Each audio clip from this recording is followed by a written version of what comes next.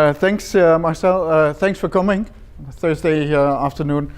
I have a rather long presentation in which I'm trying to first tell a little bit about my area, computer security, and then I will focus on identities. Identities do play an important role in security. I will look at them rather broadly, not in the very broad sense of identity politics. That's very prominent today, but more from a broader scientific perspective. So what is my area computer security about? I like to tell a little bit about this to give you some impression. My favorite definition is this. Computer security is about regulating access to assets. Assets are things of value, and regulating access to it, that is the essence of this area. Now, what are assets? Assets can be, for instance, company secrets, the secret formula of Coca-Cola, which is something maybe that company wants to protect. But also, assets can be sensitive information, which affect the company's value if it becomes public. But also personal data can be considered as assets in this area. And the aspect of regulation comes in when you think of it that regulation should make sure that the good guys can reach the access, the assets can get to the assets, and the bad guys should not. And immediately a question comes up, who are the good guys and who are the bad guys? How do you distinguish them? How do you find out in the first place who we are dealing with? So this involves already some issues which have to do with identity. Now, the three basic concepts in the area: identification, authentication, and authorization, which are used in a slightly different way with respect to common usage. So identification is just telling who you are. It's like if I ask you what's your login name or what's your bank account number, you just tell it. And authentication is actually proving that this is your identity. For instance, with respect to a bank card, you prove by typing in your PIN. You see already there is a name clash with ordinary usage. PIN stands for personal identification number. It should have been called a PAN, a personal authentication number. But I guess that's too late. What's typical of my area is that you always think in terms of an attacker, a malicious attacker, someone who's trying to undermine your security goals. And an important question is, if I talk to people in management science, I often use this picture. You have assets, you have threats and controls, and that's a very basic question to ask. So what are assets of a university, for instance? Well, what are the things a university wants to protect? Well, student data, staff personal data, maybe some research results before they get published. Anything else? Connections to the outside world. Yeah, let's take another one, student marks. Student marks is part of student information. What are the threats against student marks? Is this the Chinese Secret Service? Well, maybe not. But what are the typical threats? Students themselves. Now, how do we classify them, for instance, in comparison to Chinese Secret Service? Well, they have different characteristics. Students typically have very little money, but they typically have lots of time. And they are creative, and they are already in the system, because usually they already have a login. So this influences the controls that you apply. And this is basically the essence of the field, you could say. It's a hot topic. Modern societies are very dependent. We have become very dependent on digital technology. But it also makes us very vulnerable. And in my area, we don't look so much at the functionalities, at the nice things you get from digital technology, but the nasty things that come out of it. You see this in areas like cybercrime, espionage, warfare. I'll briefly talk about this, but also what is at stake is what has been in the public attention is political manipulation of various sorts. In my area, defense is much more difficult than attack. Certainly because people always focus on the functionality, and you see this very clearly in the Internet of Things, where washing machines and toothbrushes and etc. get connected to the Internet. You ask yourself why in many of these cases. But for us, we see mostly vulnerabilities there. Of course, it's nice to be able to open your front door via an app, but I mean, this creates new attack vectors, and many people get seduced easily, but we are typically a bit more critical about this. A big question in the area, and a societal question, is can we protect what we build? And typically the answer is no. It's very clearly, there's much more focus on the functionality. Now, in Nijmegen, it's maybe nice to recall, we have done quite a bit of research in the past on finding security vulnerabilities. About 10 years ago, people in my research group have found vulnerabilities in the MyFair Classic chip card, which is used in the Netherlands in the OV chip card. And we were able to top up, to change increase the amount of money on such a card, which was a big problem. It's a worldwide problem because the same card was used in London, in Moscow, and many other cities in public transport. But it was also used not just in public transport, but also to get access to banks, to ministries, to military bases even. And so this was a bit of a panic. We told the card producer, Dutch company NXP, when we found these vulnerabilities, and they said very much, thank you very much for telling us. What are you going to do with this information? We said, we'll publish it in half a year. And then they were a bit less happy, and they went to court, and they asked for a publication ban, which is really, really a serious thing. A company asking academics not to publish their work.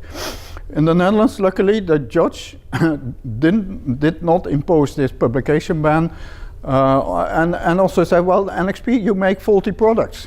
It's mainly your own mistake. This really created worldwide attention.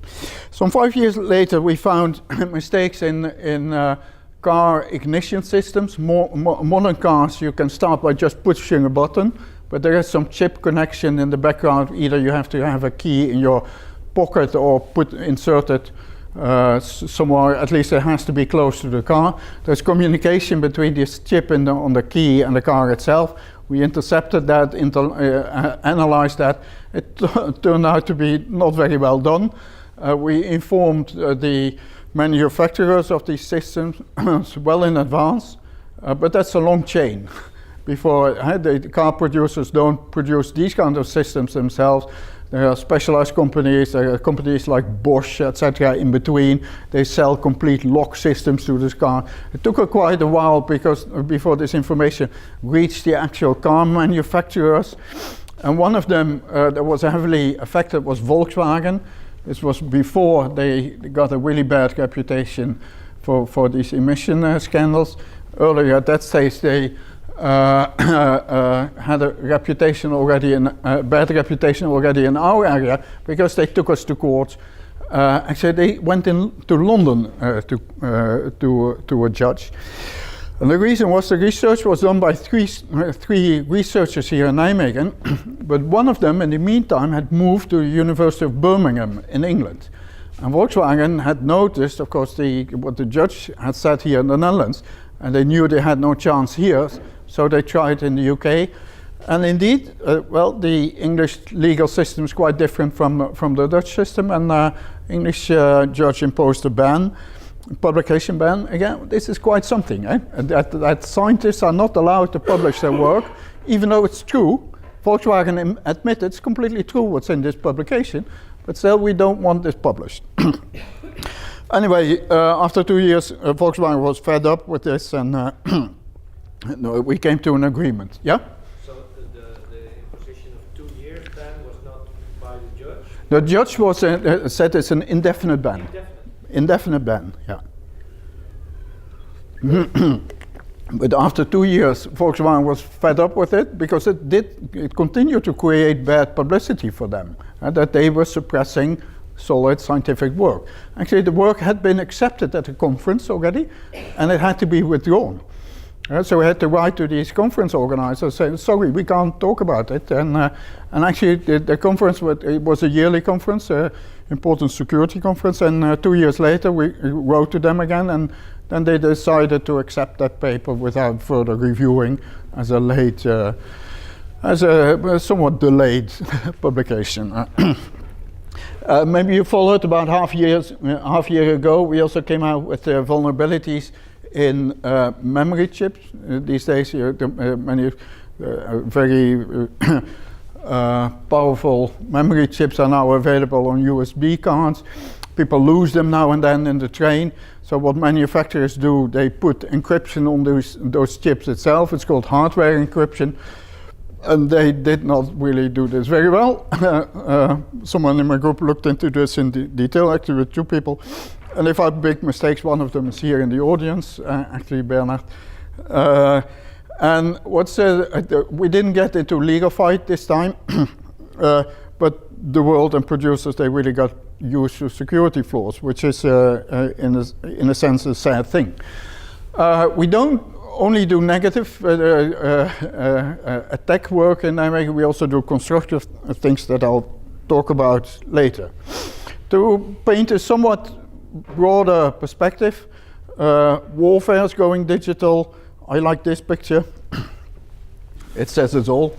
It's a bit old already, but it gives a good description of the situation. So it's by now publicly known that it was the Americans and the Israelis together who attacked these nuclear installations in Iran as a sort of intermediate form of warfare, and they managed to stay below the radar with this for a couple of years before it came out. And still now it's not completely officially acknowledged. And what you see is that, as I said, some form of intermediate warfare has happened, which creates completely new legal challenges also. Traditionally, countries declare war on each other, and then we are now at war and we can start fighting. But this is some intermediate form, which makes it very difficult what's precisely going on here. And why this works is also that attribution is very difficult in the digital world. If you're attacked, it's very difficult to find out who is precisely attacking you. If I look at history in a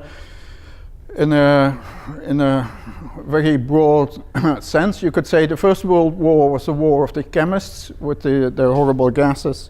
The Second World War was the war of the physicists with the atomic bombs.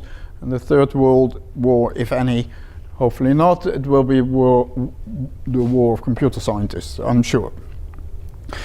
There's a broader societal aspect here that I'd like to emphasize, is that traditionally in society, if you want to understand power relations, the traditional way is to say, follow the money. There is this famous movie, All President's Man, they had a secret informant who kept on telling them, follow the money, with Robert Redford and Dustin Hoffman. Very good, yeah. And a few years ago, it became public who this secret source was. It was an ex-FBI deputy director, but I forgot the name of this person. Does anyone know? It turned out to be a high-placed source. Anyway, what you need to say today is, if you want to understand power relations in society, is follow the data. That gives a much better picture of who is in power. Big IT, when I say big IT, I'm referring to Google, Facebook, Apple, Amazon, Microsoft, the big five, as they're often called. I've understood this like no other, and Recall, as I said, computer security is about regulating access, so it's really close to these power relations. If I can determine who gets access to which information, that gives me a lot of power. Interesting also, we as societies have developed many rules about regulating the flow of money, extensive financial regulations, but we have not really regulated the flow of data yet. We're really at the early stages of doing this. This discussion is really coming up the last few years, but not much is happening still there. GDPR in Europe gives a broad framework for this, the General Data Protection Regulation. I'll talk about that later. Traditionally, you could say computer scientists, my colleagues, are architects of the digital world. Fair enough, reasonable picture. But I think increasingly it's better to say they have become architects of the social world. If you see how much the systems that people use in daily life, when you think of, if only Facebook, how much it determines social life of people, there are so many big societal and ethical questions involved that this is a good framework. And that is, by the way, also a reason, one of the motivations for setting up this iHub as an interdisciplinary center. This should not be, computer scientists should not be left on their own to make these kind of decisions. Okay, let me talk about the identities then slowly. When is your identity needed? Let me look at some examples. And I'm focusing here again on the more technical perspective. So if you do your online banking, which all of us do, I guess, you have to log into your bank. Why is that? The bank really has to know who you are, because before they give access to bank accounts. So authentication is needed. You need to prove who you are. Now, different banks have different technologies for this, but just username and password is not enough anymore. You need some one-time code typically for this, or some device that generates this one-time code, and that's called two-factor authentication. It's something you have and something you know. In principle, each transaction needs to be signed to, digitally signed. In principle, I mean from a fundamental perspective, but that is not really part of how things work yet. Buying alcohol is an interesting example. Here in the Netherlands, you have to be over 18. It was again in the news last week very much. What do people who work in supermarkets do typically? Well, if you look under 25, we'll ask for your ID. But that's not a very strong policy. But it becomes more interesting. Suppose you buy alcohol online, and then you have to prove that you're over 18 when you buy it. Suppose the company that sells alcohol online asks you to upload a copy of your passport. In the supermarket, you may show your ID or passport, but if you have to upload it, it feels differently. It feels differently. Surely, because you're really proving far too much about yourself. Only the single statement, the fact that you're over 18, is enough. Now, this is the themes. One of the themes I will pick up in what will be called attribute-based identity management. So attributes are small properties of yourself. So what do you, when you open a Facebook account, I guess many of you have such a Facebook account, if you open it, Facebook asks you a certain question, like what's your first name, second name, etc., email address, your date of birth, etc. Can they check? They have no way to check it. Still, they claim they have a real name policy. And that real name policy says you must provide the right data. But still, they have no way of checking it. So why do they care? Anyone an idea? Why does Facebook care about? Yeah? To increase the value of the accounts to other users, and also to give them an excuse to delete obviously fake accounts. Yeah, but why would it be a fake account if I used a fake name? Well, if you use a joke name, for example.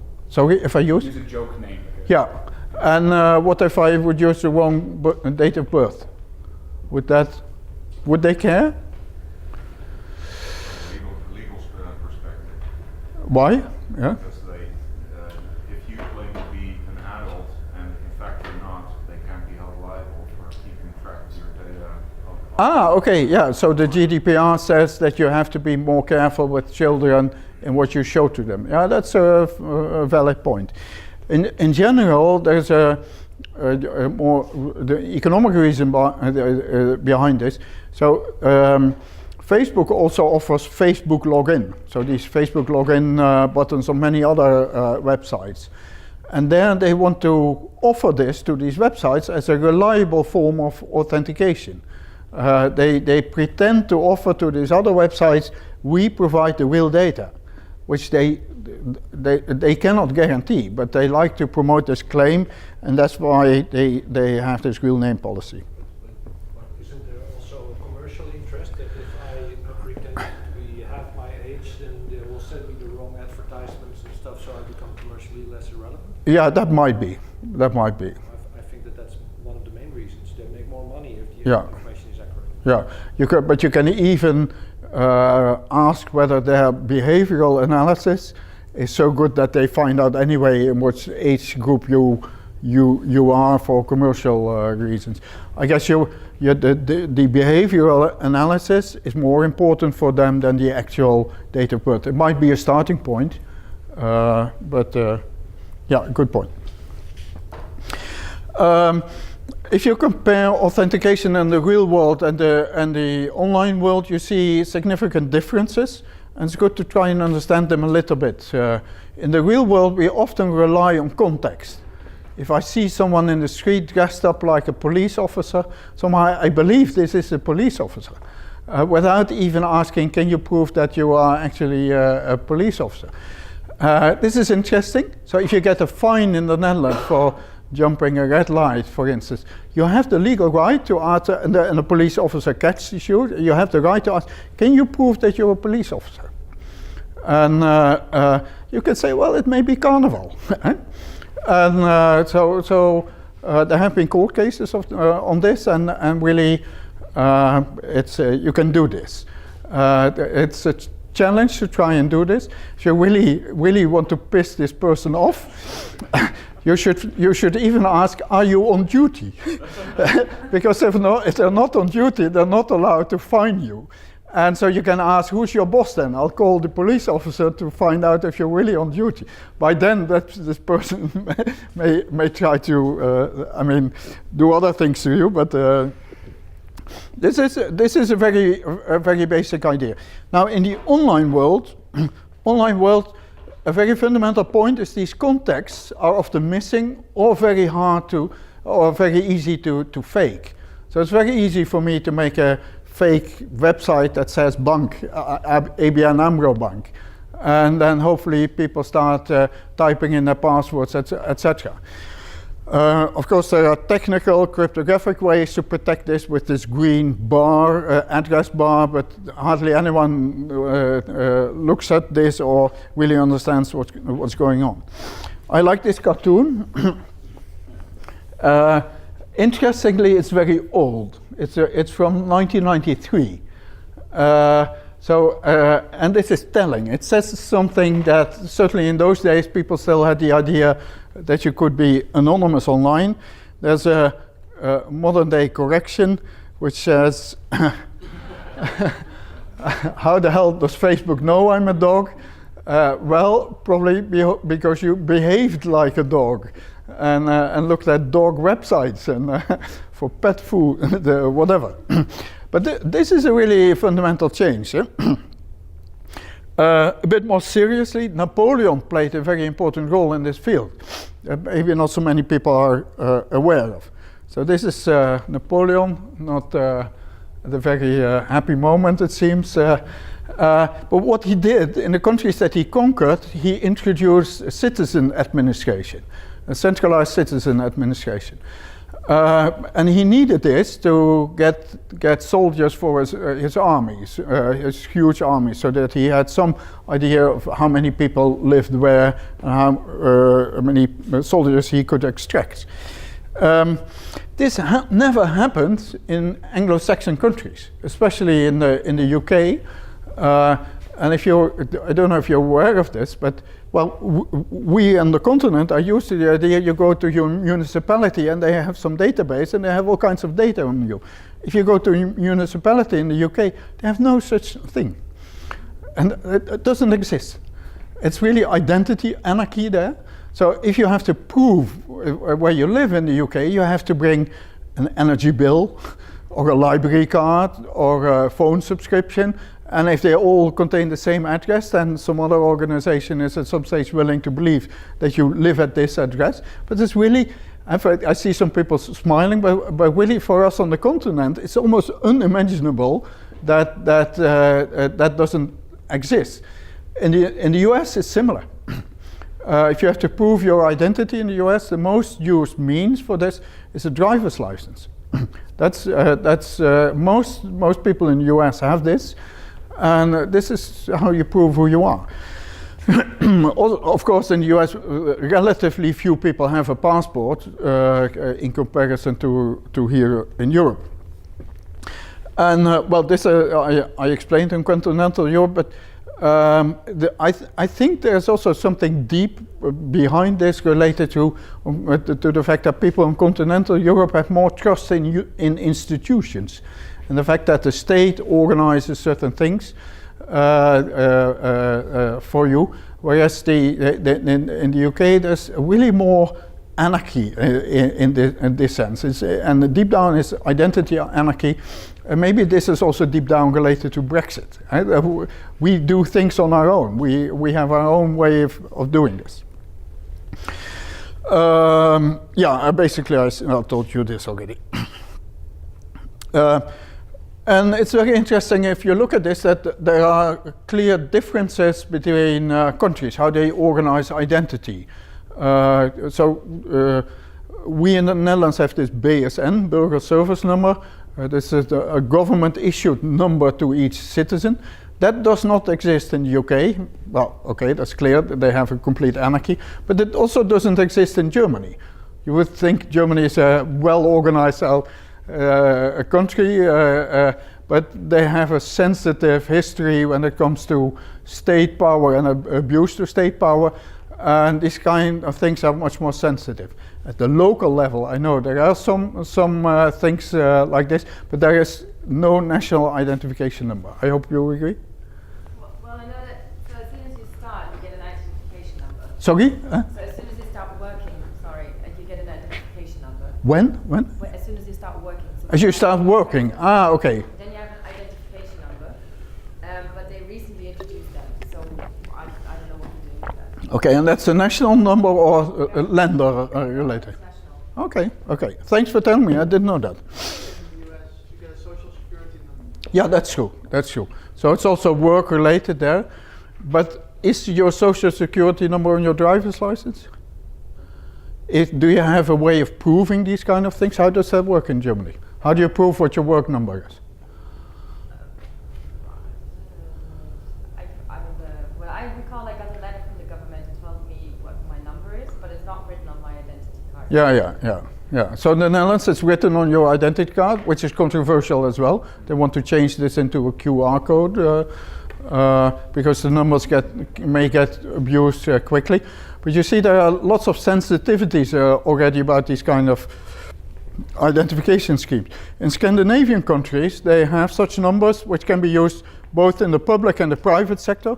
In the Netherlands, this BSN can not be used in the private sector. What is the reason behind this? Why do we don't like this in the Netherlands? Any idea?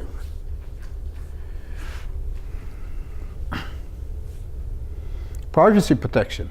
Suppose companies will be allowed to ask this number each time, for instance, you order something online. I'm sure then other companies would come up and say, we collect all these numbers and transactions, and we start profiling people because we know precisely who does what, then can combine all these data and build up very extensive profiles.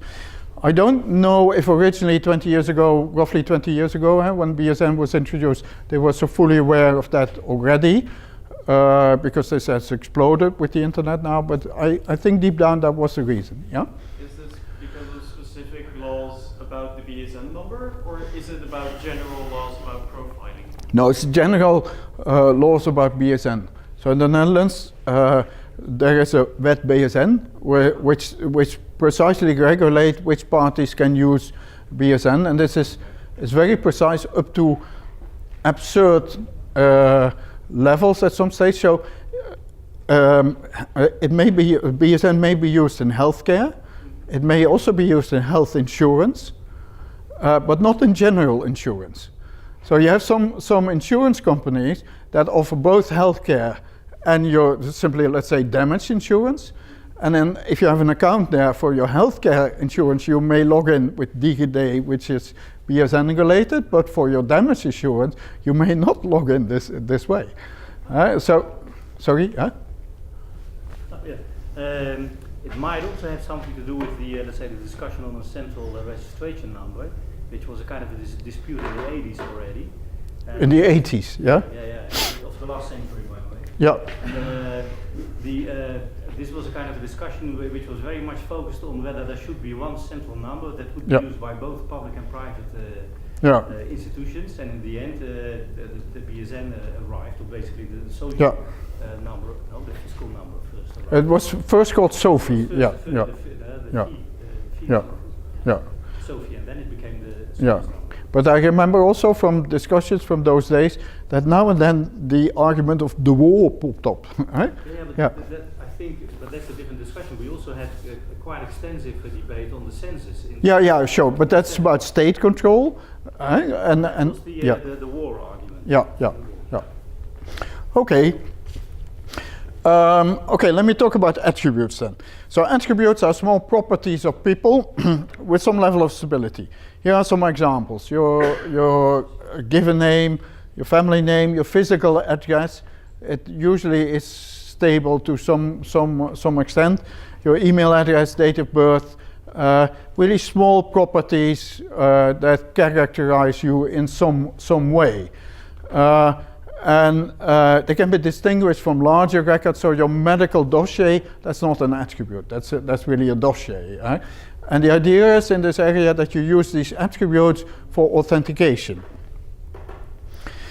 But first, attributes can be roughly of two sorts. They can be identifying or non-identifying. So the fact that my gender is male does not identify me here within this group, but my U number, my university number, does identify me. My passport number also, my mobile phone number, my email address, etc. So some of them are really identifying. They are more sensitive because they can be used for tracing people, for connecting various actions of people online. And these non-identifying attributes, they can be, they are much weaker and less sensitive, but they can be very useful too. So, for instance, to mention an example, the Netherlands, we have this NPO Start. It used to be called Uitzending Gemist, where you could see these TV programs that you missed online. Now, some TV programs are shown after 10 o'clock on TV because they contain some content which is not suitable for kids. How do you handle this online? It's a very basic question. You know what the NPO Start does online? They ask you. No, they don't ask. 10 o'clock to serve up this content. Yeah, Do they?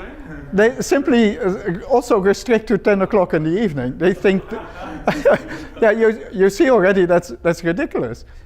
What they should ask is an attribute. Can you prove that you're over 18? That is relevant. Even if you're a different time zone, then you can prove that you're over 18. And okay, so it's completely ridiculous. But it gets even worse. I don't know if you've experienced this. Sometimes it happens that you're abroad and you want to see something on Uitzending Gemist, and you get some access restrictions because of rights related to the material you want to see. But if you can prove as a non-identifying attribute that you live in the Netherlands, that should be enough to show it to you also when you're abroad. So these very simple attributes like being over 16 or 18 and living in the Netherlands can already offer a level of functionality which can be very useful to people. You can also imagine that attributes like I'm younger than 15 can be useful for certain discussion groups online that you want to keep reasonably clean, let's say. So how identities and attributes are related? You could say your identity is a collection of all attributes that hold for you at some point. And basic ideas here is that authorization can be done on the basis of attributes in many situations. Here are some examples.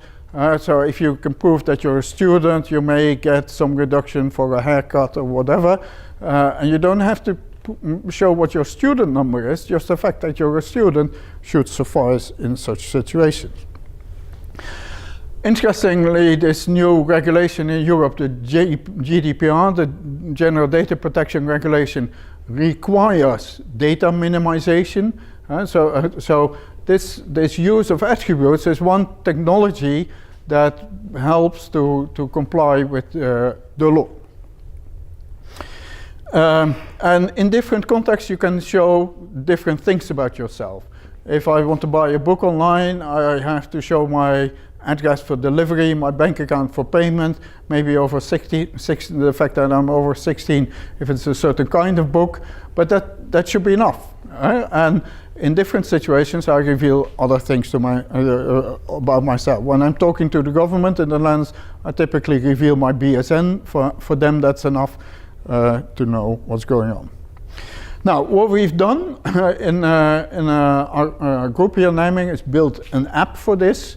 It's a universal solution these days. It's called Irma app for I reveal my attributes. And the idea is that within this app you can form a personal passport in which you collect attributes about yourself and store them on your phone, exclusively on your phone. The attributes are digitally signed. There's some advanced cryptography behind this that we can get very excited about, but I will not talk about today. But I'll show you a bit how this works and how this fits into a broader picture. So what I'll try to do is actually give a demo of this, which is of course very dangerous to do online. To do live. So what you see here on the right-hand side is actually this Irma app. I can open it here. It asks for a PIN because I trust all of you, but not everyone who's watching this online. I do it like this. And so if I type my PIN and then OK, it opens this vault, this local vault, and shows me and shows some of the attributes I have. Some of them are demo because I'm involved in various development issues still.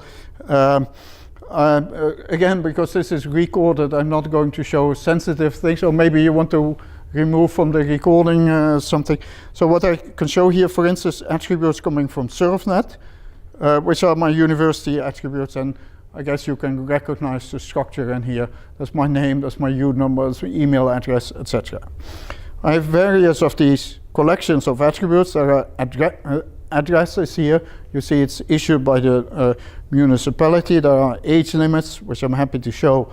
I'm over 12, 16, 18 and 21, but not yet 65. My BSN is in there, some other personal data, there's banking data in there, etc., etc. And this allows me to disclose different things about myself. There's a foundation behind this, which I'll talk about briefly later on, and it has various demos online. My favorite one is this. It's a privacy-friendly version of Netflix. I can watch movies here online.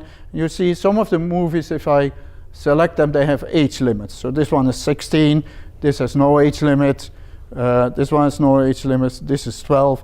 Well, let's try to watch this. Now I have to prove that I'm over 18, and I also have to prove I'm a member of this club. Now these attributes exist on my phone, only on my phone, and I have to be transported to this website to prove that I'm actually satisfying the access requirements. How does it work? If I select the movie, a QR code comes up. I can switch on a scanner and then scan this QR code here. And then please watch my my phone. It's a bit slow because I'm tunneling everything through my phone now for the connection. But I'm asked here to disclose these two attributes: the fact that I'm a member and the fact that I'm over 12. And I say, okay, I accept this. I accept disclosing this, and then the movie starts, and there is a plug-in problem. This is a demo effect, but you get the idea here. Yes. So I take it some attributes can be verified by multiple institutions. Yeah. So can you choose which institution you use to basically vouch for your attribute to some instance that you Yeah. Yes and no. So the verifying organization, that's the website in this case, we call those the verifiers. They can ask a question. For instance, they can ask, I want your age limit, and it can be given either by the government or by your bank or by this. So they give you a range of options. Within that range, I can say I disclose it from the government. Or now this is a silly example, but it makes more sense. In some circumstances, they ask you for an email address. And then I can choose which email address I disclose. My work or my private email address. Yeah? So what if you use the phone of someone else? So for instance, you're with a group of people and you buy drinks and... Sure. You need a PIN for this app. So if you want to use someone else's phone, you need that person's PIN too. There's no way to protect against this. But you can also give your phone with the PIN of your bank app to someone else. And if then something strange happens, the bank will also tell you maybe you've done something wrong. People who really want to give away their identity, you can't protect against this. But what is in this app with respect to your identity is so valuable, we hope, that people don't do this easily. Of course, you can't protect against, let's say, a father who says, your son, you want to watch this over 16 movie, I'll scan this for you and then you can watch this. Okay, fair enough. But maybe that's not in the end, such a very big deal. But PIN has 4 numbers? So 5. Is that easy to... Between 5 and 7. We would get into technicalities a little bit, but the PIN is not checked on the phone, but on some remote server. And the server can detect if you check it multiple times. So you can do what's called rate limiting. If you got it wrong 3 times, it slows down the process.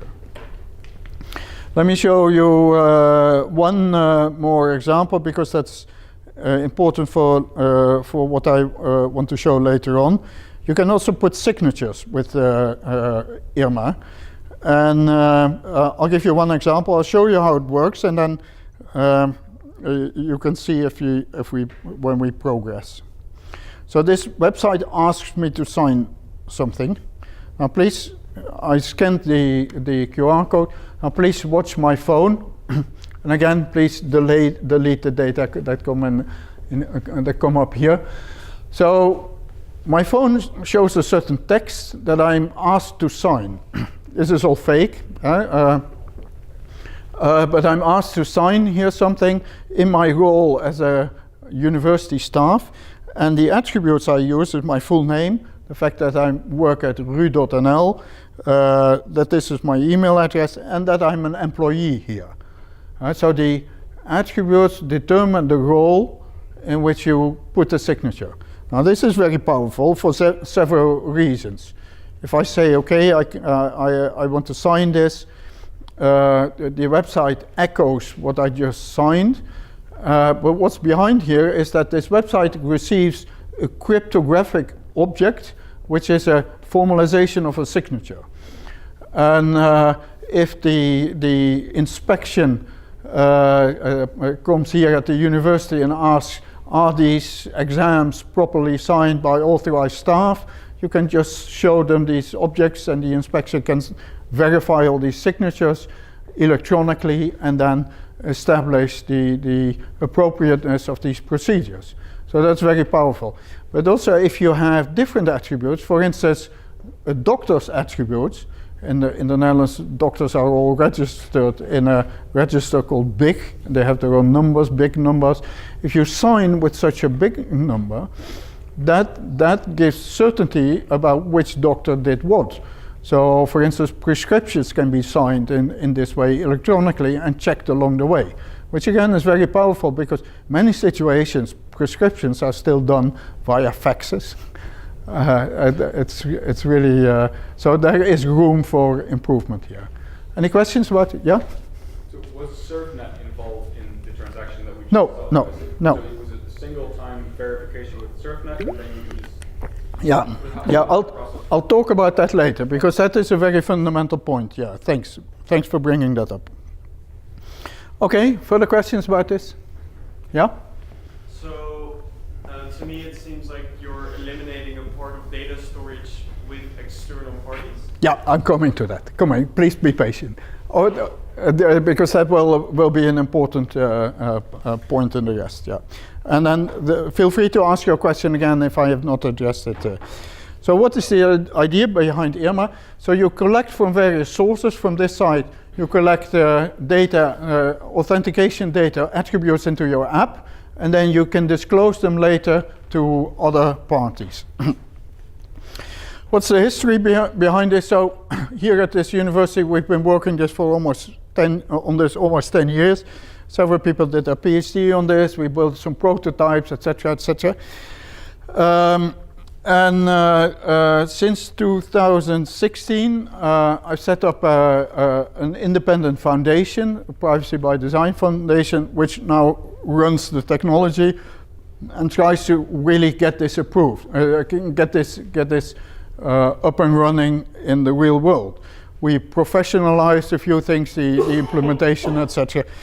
And now various pilots are emerging. I'll give you some impression of this. An interesting question is why a foundation? Why was it set up as a foundation, not as a company? Now, first of all, to avoid possible conflicts of interest. I'm a chair of this foundation, but also a professor of this university, and I didn't want to give up my professor position here. I'm sometimes in sensitive advice trajectories. I don't want to be accused of, well, you say this because you have commercial interest there and there. So I want to keep these issues clean. So I feel no tension, and since I've never come into problems with these kind of things. A more profound reason is that if you want to get this kind of technology off the ground, it works best if you use open technology that everyone can use. If there are commercial lock-ins behind this, people are more reluctant to really adopt this, and we see that this really works. Because it's open, because it's not a non-profit, many organizations want to integrate it into their systems now. Another thing is more strategic. This kind of technology, I mean, you can easily think Google and Facebook, etc. They will never use this. They don't like this technology because they want to trace us everywhere using unique identifiers. What they typically do with innovative companies, they buy them up and either incorporate this into their own methods, or if they don't like it, kill it. This is the strategy of large commercial companies. Well, to make this a foundation gives a bit more protection against this. Not fundamentally, but yeah. So how much money did you sacrifice by going this route? I don't know, because it's very hard to compare, because we see now that organizations are adopting IRMA, but I don't know if they would have done so if it were commercial. So I will never know. I will never know. Maybe that's better. Yeah, maybe that's better. Yeah. We won some prizes for this, just flashing this. The one in the middle is nicest because it came with €100,000, which helped the foundation get up and going. And juries in general like the combination of the scientific world and the work and the societal impact. If you start a new approach like this, there is a chicken and egg problem. So websites don't adopt IRMA easily as long as users don't have it on the phone, and users don't put it on their phones as long if don't put it on their phones if websites are not really asking for it. So how do you break this? Now what we decided at this foundation is to solve the chicken problem first. Right, so get the app up and running, make sure that people can collect attributes in this, and then later work on the egg problems, getting it really adopted. Now this chicken problem is solved by now, and we see that organizations are really adopting it. Which sectors are leading? Actually, there's a lot of push coming from municipalities in the Netherlands. So the public authorities are using this, but from the bottom up. It's not so much central government that's interested in this. They feel they lack, they lose control with what's happening here, and they feel somewhat uncomfortable about these kind of developments. There's very interesting dynamics going on from a public management point of view, which I'm sure people who are in that area can see this as an interesting case studies. So what was a breakthrough? So the city of Nijmegen played an important role in this. I'm very happy about this. They connected more than half a year ago IRMA to the what's called BRP, Basisregistratie Personen. This is the central citizen administration that we have in the Netherlands and elsewhere on the continent. So you can go to Nijmegen website, log in with DigiD as an ordinary citizen.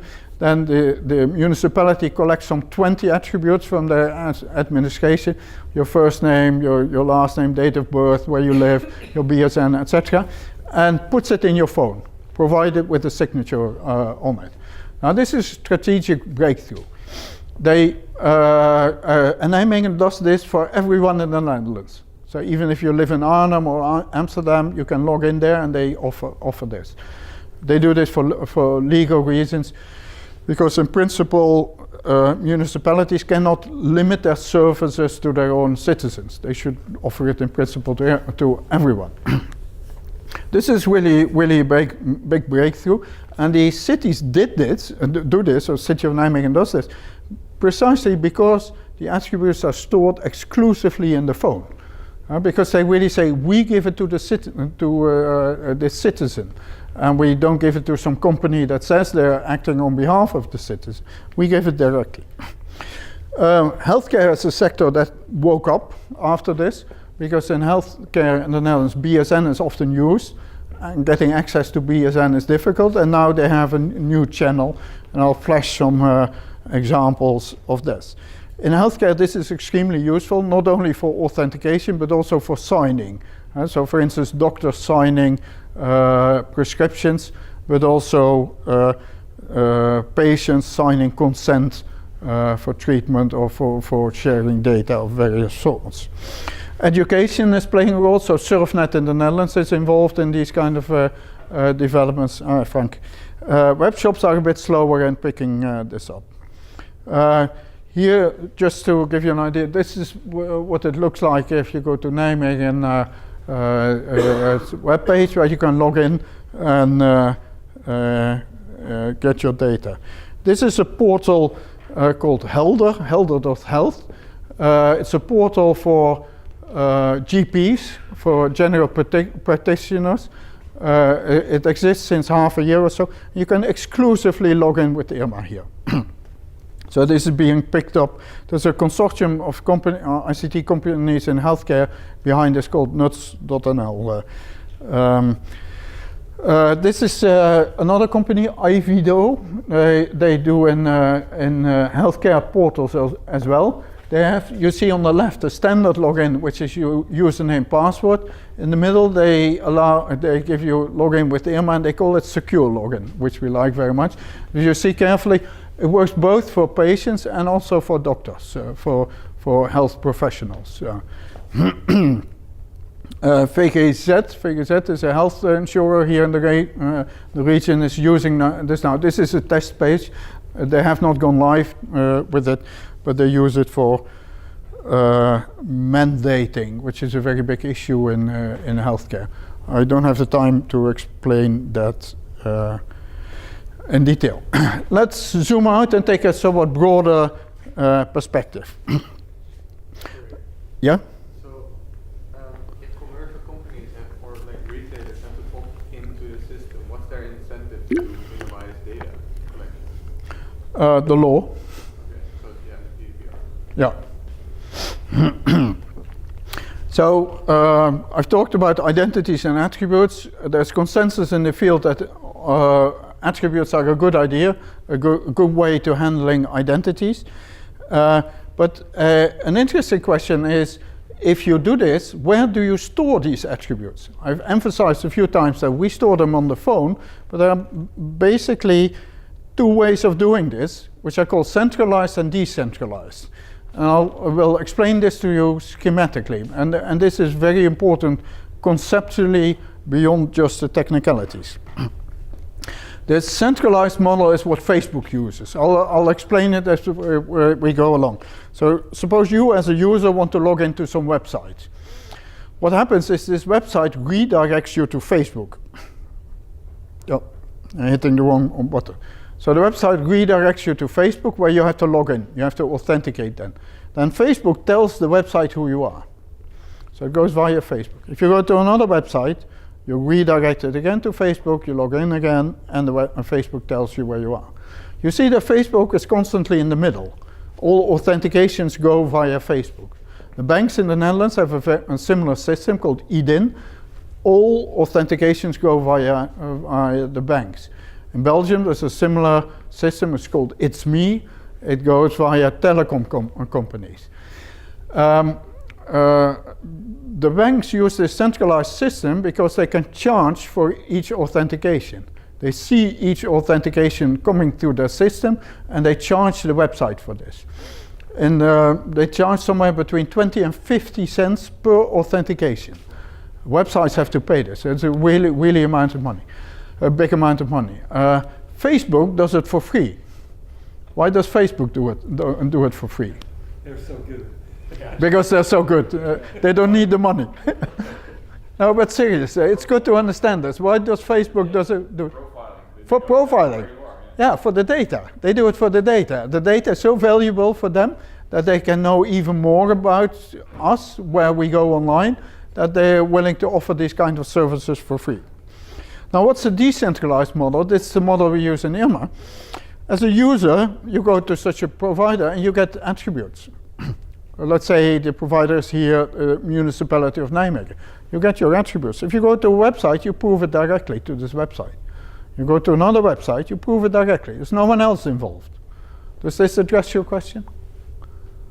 Not fully, because what I was thinking about, if you have programs that you're using, let's say Netflix, where you don't want to log in every time that you're starting up the application, is there some way that you can reliably store the data to authenticate? Not very. Of course, you can use cookies for these kind of things, but not in a very privacy-friendly way. Yeah. So the most privacy-friendly way would be to authenticate every single time you're logging in. Yeah. And so I think this application mainly focuses on verification or like authentication. Yeah. So what if the company actually needs to use the data, not the verification of the data? Oh yeah, they can use it as well. So they get the data too. They get it too. Okay. Yeah. And so, and if you have like a continuous usage of the data, for instance, Google Maps tracking your location. Yeah. How do you deal with the authentication then? Well, they can keep the data in principle, but next time you come, they still have to connect that data to the next to you as a new customer. But when is the next time? Yeah, the next day or so, or when you restart your computer, or when you log in again. Sorry? On cell phones, for instance, or smartphones, you could argue that's almost like a continuous Yeah, that's true. That's true. You can remain logged in on that page. In that sense, that's okay. But I thought you meant with interruptions. But maybe that was a misunderstanding. Yeah. So if it's continuous, and let's say there's no new login, and you've given your authentication like 1 year ago, but now you want to change it.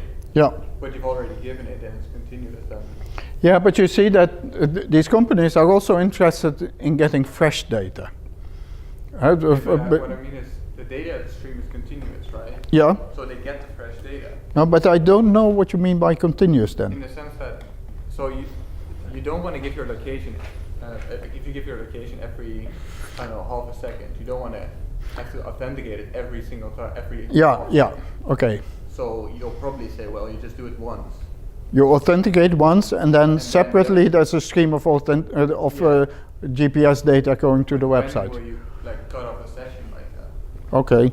I think Bart, that there's a difference here that location is not an attribute. So location is not governed by IRMA, it's too temporary to... Yeah, it's really about more stable attributes that have some level of stability, yeah. So does that mean that behavioral data is basically at this moment not one of the attributes? No, typically, IoT is not. but I mean, you could use it for devices as well. So it's not strictly necessary that only an individual could use it. So, for instance, we've been talking to car manufacturers, for instance, that a car could have an identity with several attributes. This is my type of car, this is the owner, this is the kind of insurance, this is the...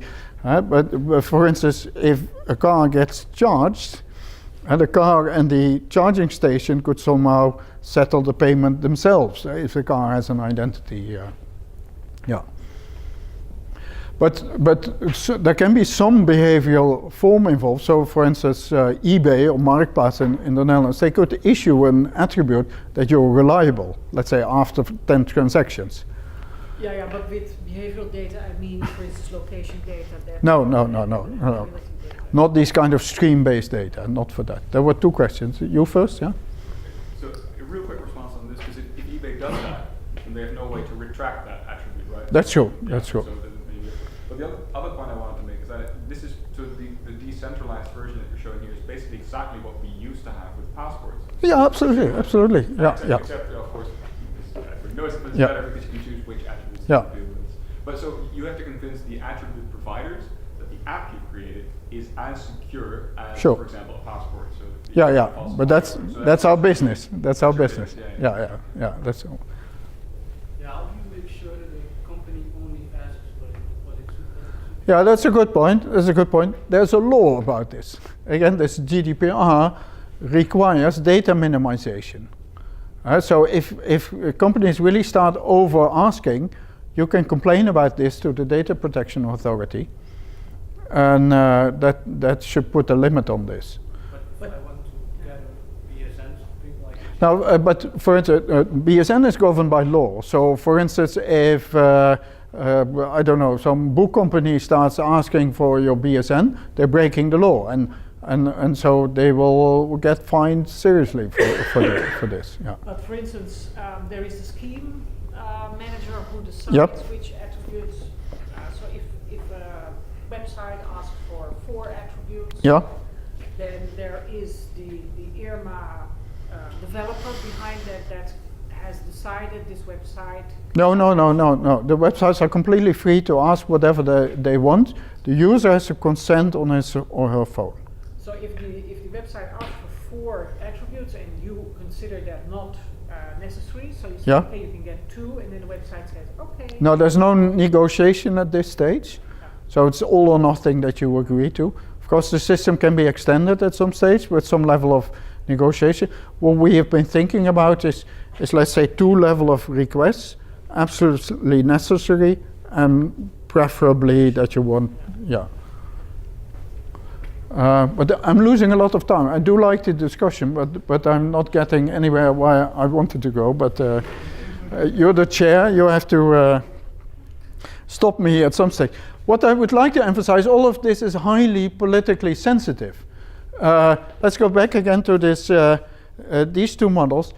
Which model you think does the Chinese government prefer?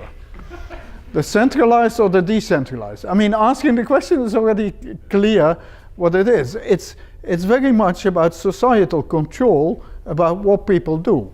And ultimately, there's a question behind this. What kind of society do we want to live in? And who decides? And those are very, very serious questions. And not so many people are aware of this, or at this level, whereas I can explain it in 2 minutes. Do you think members of parliament are aware of these kind of things? Well, I can tell you no. So the choice of authentication infrastructure is highly politically sensitive. Again, to reinforce this point, what I said in the beginning, computer scientists have become architects of the social world. The centralized model emphasizes power and control, whereas the decentralized model emphasizes autonomy and privacy protection. But yeah? I'm trying to be critical. There might be the danger that you have huge responsibility at the individual level.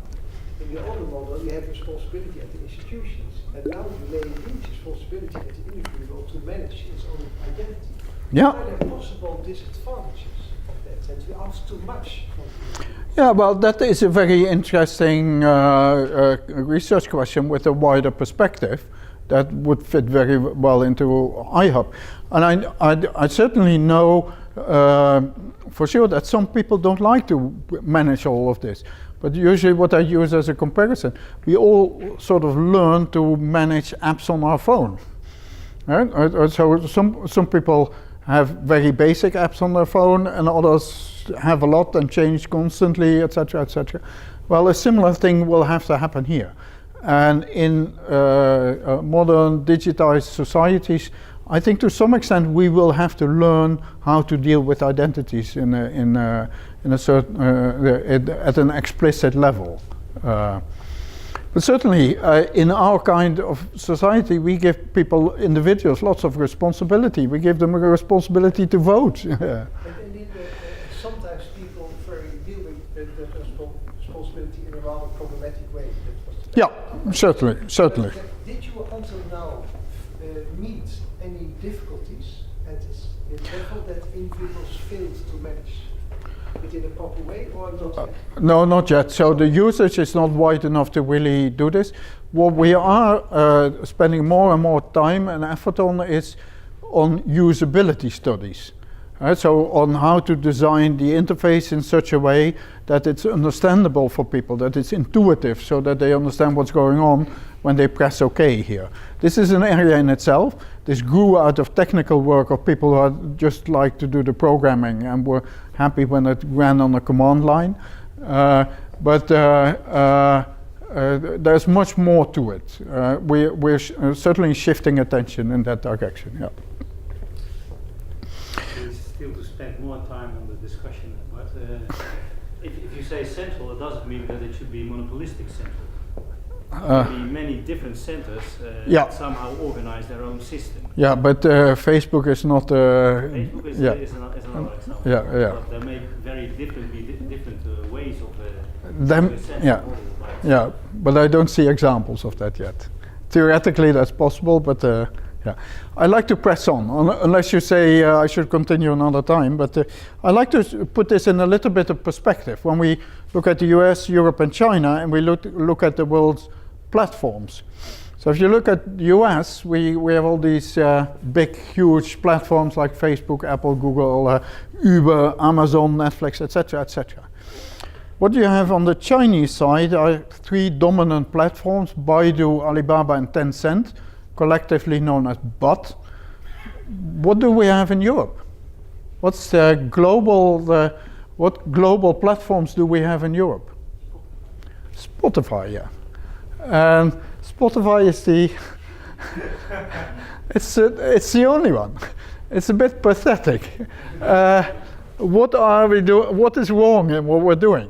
And how to handle these kind of things? Booking.com, maybe. Yeah, maybe. Yeah. Anyway, it's good to look at this from a broader perspective. Both the US and the Chinese platforms, they are really aimed at controlling identities. They're really focused on profiling people and registering what individuals do online, when, what, where, etc.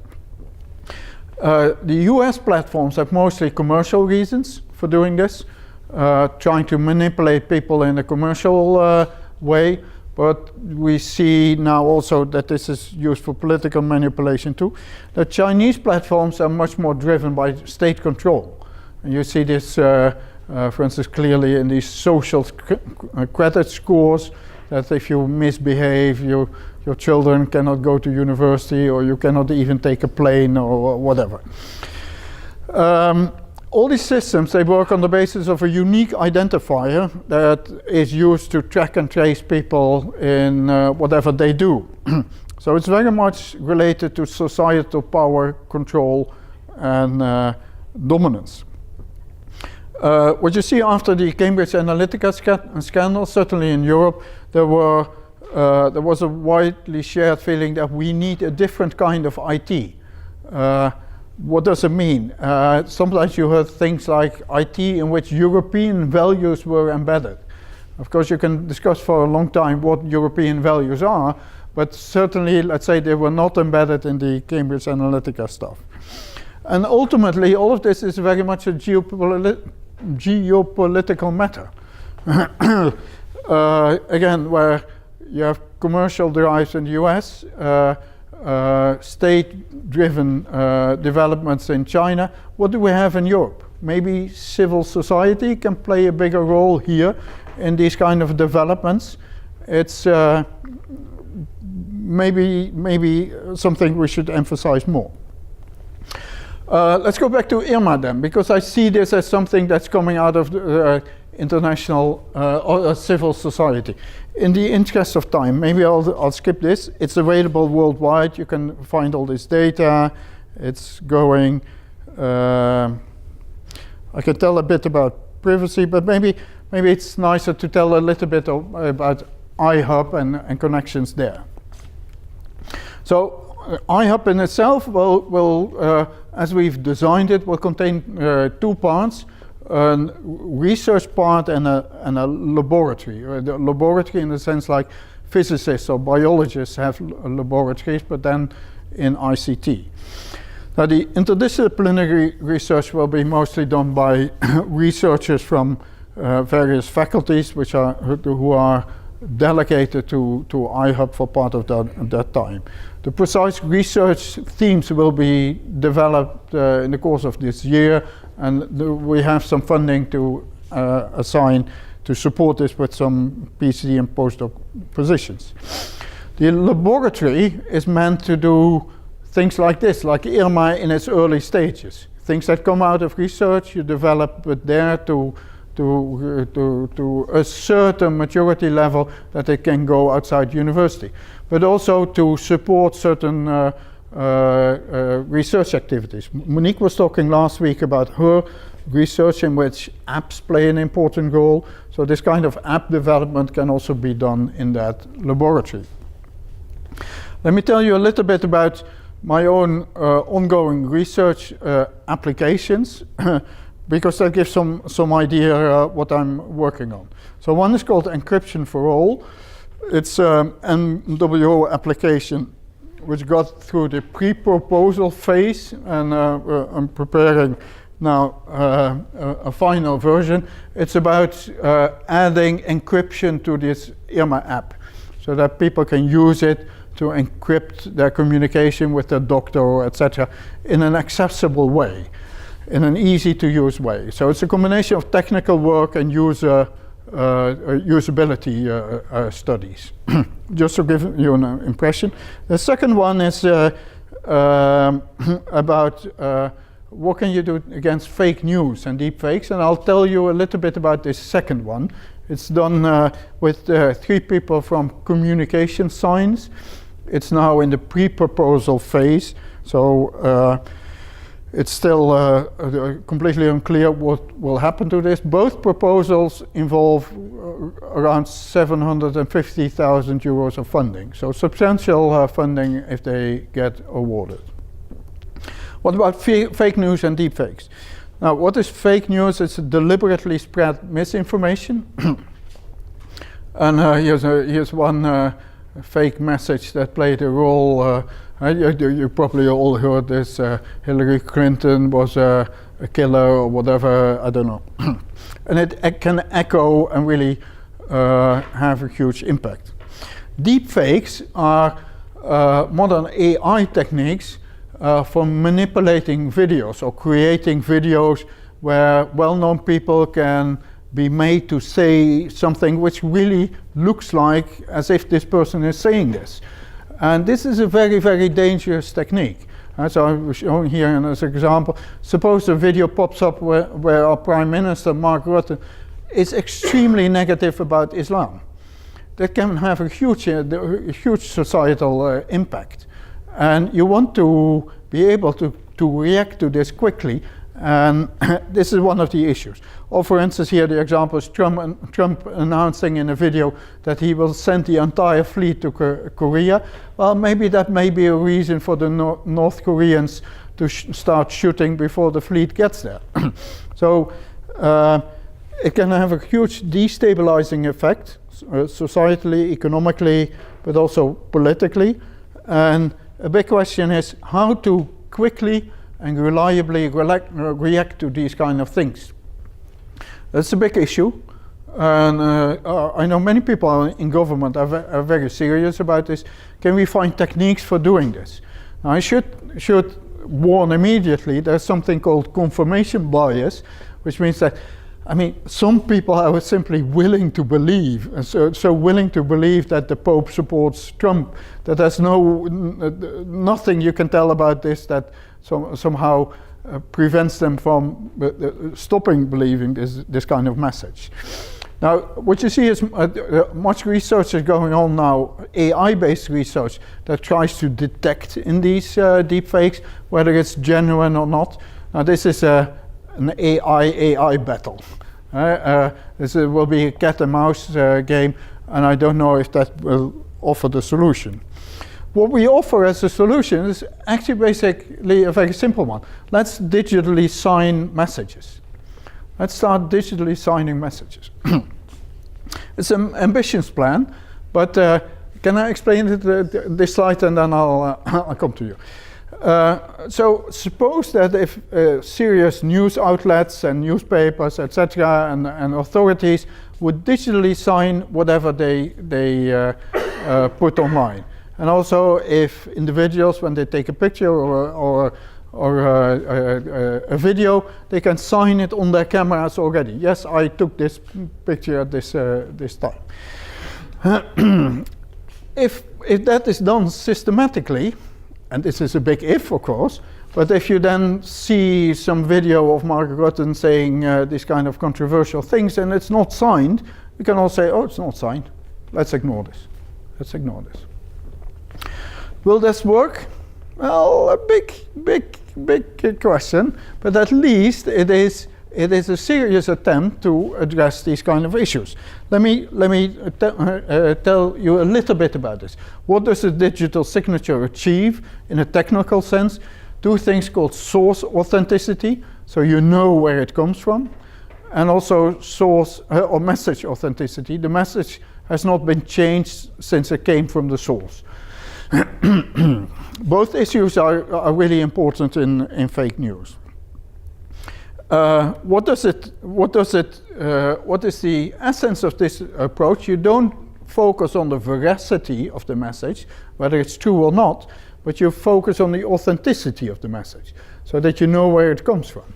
And as we've seen in discussions of the past few years, trying to focus on the veracity is really a bad idea, because it evokes controversy immediately, and it doesn't really work.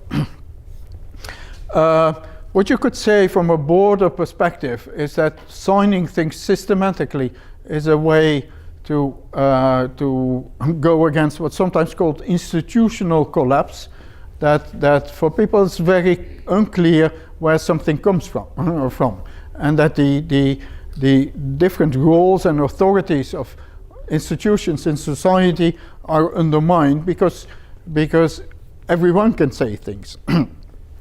So, for instance, I have an example here that a certain warning online that it really comes from the police because it's signed, and that has definite value, one way or another. Now, this comes with many research questions, many communication or social science-related research questions that we also want to focus on in this proposal. Does it work in practice? Will it convince people? If you, what does it take that people change their mindset, that they're convinced that they start checking these signatures? How will it have to happen in practice? I can imagine with this open technology that browsers integrate this kind of technology. And if you read a certain message online, that your browser tells you, just like this green address area, tells you in some way, I have verified this signature, it comes from this source, and it has not been changed. So it's a big societal push to try and integrate these kind of technologies. I'll come, there's another one, I'd like to finish this slide. What is the role of social and traditional media and these kind of things? So how do you handle whistleblowers? Suppose a whistleblower comes up with a picture and signs this picture, but if this whistleblower goes to a newspaper, then the newspaper can verify that it really comes from this individual. The newspaper can remove the signature of this whistleblower and put its own signature on the message in a broader context. And this is, in a way, how traditional media work. The media do the checking for us, and then via the way they distribute it and print this, give credibility to how this whole process works. So it really goes back to what is the role of these intermediaries in delivering news and more broader messages. Very big interesting research issues that I'm happy to do together with colleagues from other areas. Legal issues may be involved here as well. There were two questions, yeah, you? So first, come back to what you said about deep fake. So you said that would be an AI versus AI battle, which you're not sure of if that will work. Wouldn't this cause a cryptographic versus cryptographic battle in which people try to make false signings? Or is there a fundamental difference between there's a fundamental difference because cryptography gives you really hard certainty.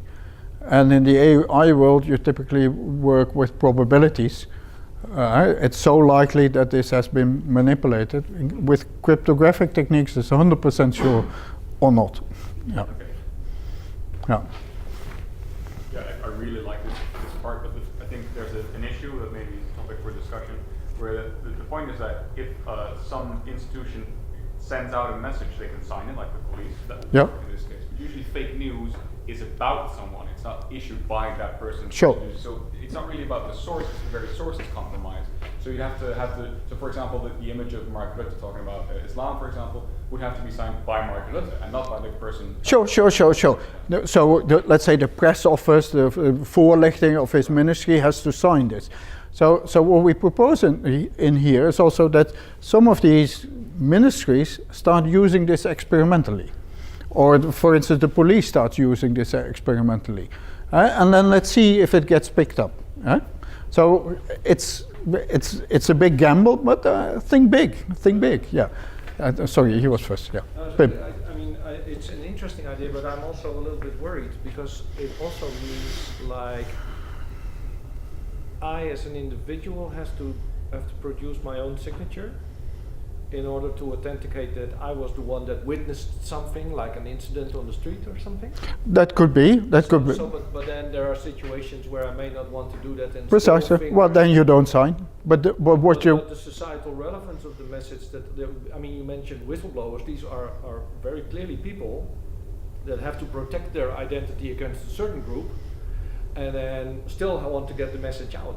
Yeah, but they have to. They're in a problem situation. Yeah, sure. But then you can do this. What I just explained is two-phase step, because whistleblowers do have to prove that they have authentic information. Yeah. That is always also a very big issue in there. The second problem, maybe. I'm trying to be difficult here. Sure.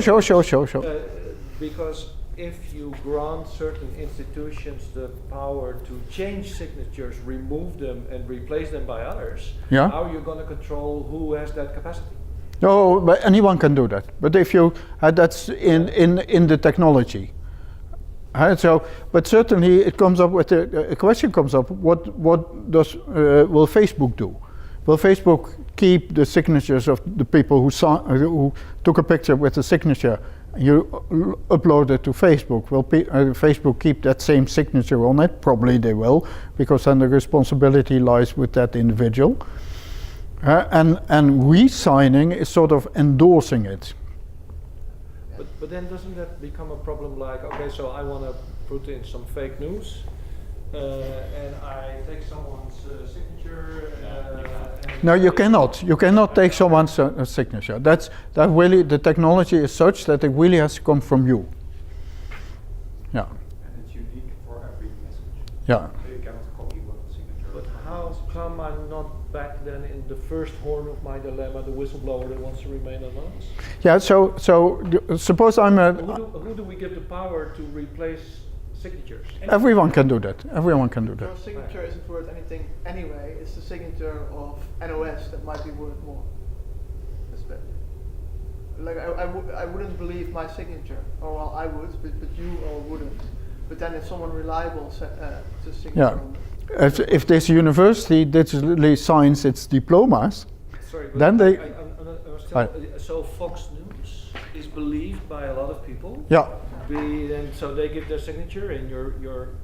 Yeah, so it has Fox News signature, and that is credible to some people, but maybe not to others. And that remains the same. So some people believe what's in the Volkskrant, some people believe what's in the Telegraaf. But at least you see where it comes from in traditional printed media. And that is the important thing. Can I go on? And let's do that over a beer, maybe. But because I'm coming to conclusions, maybe I'll flesh this a little bit. So when the internet was set up, there was no identity involved. Understandable, but it is a big problem by now. How to get this right is very sensitive. It's very, very difficult. We do have with Irma the point on the horizon to contribute to this. This is the kind of technology that could work on a global scale because it's not uniform. It focuses on diversity so that it can work differently in different contexts. The Facebooks, etc., they want to impose one identity on everyone in the whole world. Maybe that's not something we should want. This is what I said. Information flows and authentication requirements determine power relations. Let me make a bit of a joke here. And so Irma is a platform that tries to do things really right. It's decentralized, it's open source, freely available, etc., etc. It's a community effort, so we have lots of people who are contributing to it. How naive are we? How naive are we? It's a good question at this point in taking on the big communities. Well, some public authorities, individuals in public authority are beginning to realize that maybe they have some responsibility in this area and they have to look at public values in the digital world too. We see this slowly happening. Data protection authorities are slowly waking up and could be more active in this field. In the GDPR, there are various requirements saying there should be data minimization, and the protection, the security and privacy protection should be by design and default according to current standards. DPAs could start saying the technology is here, thou shall use it now. And I hope they will become a bit more assertive in this area. But you see also that some companies are beginning to realize that holding lots of data is a risk for them too. And that they might as well ask it each time from an individual instead of storing it themselves. Irma is a technology that allows you to do this. If you're interested, you can install the app, you can try it out and run it. I expect within a few weeks more and more companies and organizations. Actually, in the course of this year, I really foresee that people can log in more and more places. This is the website where you can find more information. You have a Twitter account that some people are already following. And this is where I want to conclude. I have one more slide that encourages you to ask questions. Thank you very much.